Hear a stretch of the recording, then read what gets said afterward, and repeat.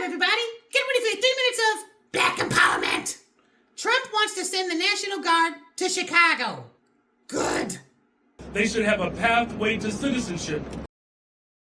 That you don't solve crime by sending in the military.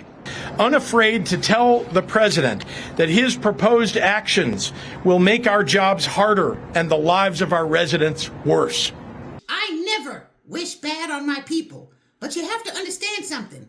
The worse things get, the more likely white supremacy will be forced to make a major change. A change that forces them to give up real power. I love seeing Brandon Johnson babbling, knowing damn well nobody in the city has any respect for him. And Governor Pritzker, the fatso, he's always playing tough guy. That's why it's a personal pleasure watching him at the podium with his pants down, because nobody cares about him either. Seeing both of those jackasses getting pushed around makes my day. I love that Trump hasn't called them, hasn't reached out to them, or hasn't said a single word to them about any of it. Trump sending the National Guard to Chicago is a major risk.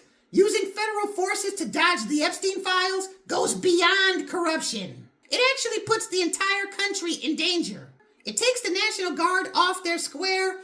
It erodes public trust too, because people feel like their freedoms are being encroached on. And if anybody is killed, it can start a revolution.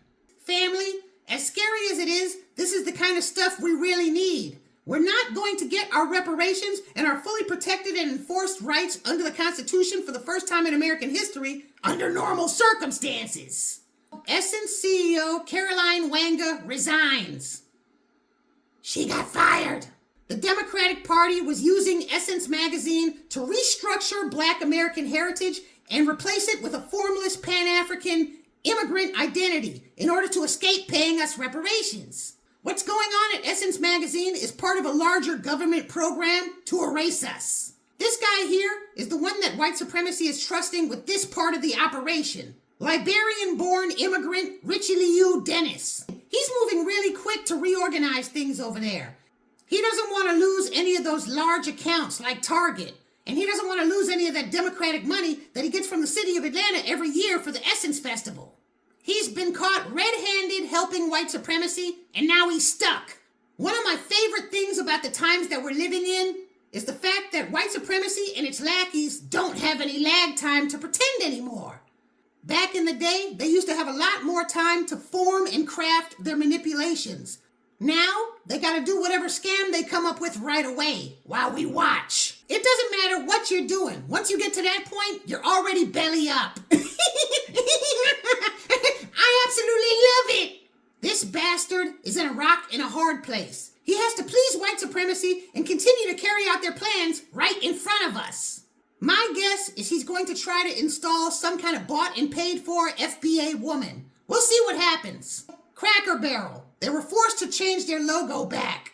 That's only a temporary win for poor white supremacists. It's only one restaurant. What the whole incident actually reveals is that it's money over bitches in the white power structure too. In this case, the bitches are white people. These major corporations are learning more and more every day that white supremacist policy is starting to become a barrier to more profit. And the economy slowing down is only going to exacerbate that. I call this era Jim Crow 2.0, and I'm telling you, Jim Crow 2.0 is already over. We're just waiting for the politics to catch up with it, that's all. Trump saying 600,000 Chinese students could come to the U.S. draws MAGA backlash. This is another example of the money over bitches concept I was just talking about. Trump says the college system would go to hell very quickly if he didn't do it. It's common economic sense. No matter how pissed off white people get, he's got to do it. I predicted all of this in my Prediction 333 video essay. It's a video where I made predictions about the future, and so far, it's spot on. If you haven't seen it yet, I suggest that you watch it next. What white supremacy should have done was they should have papered up Black Americans a long time ago. Even though there are plenty FBAs in college today, they would have an ample amount of loyal, creative Black college students non-stop by today. Black Americans would have accounted for all those Chinese students by now. Instead, white supremacy papered up their enemies, and now they're stuck. It's causing the fracture in white solidarity to become even larger. There are thousands of similar examples of this kind of economic bind happening across America. When the shit really hits the fan over the next few years, watch what white supremacy is going to be forced to do.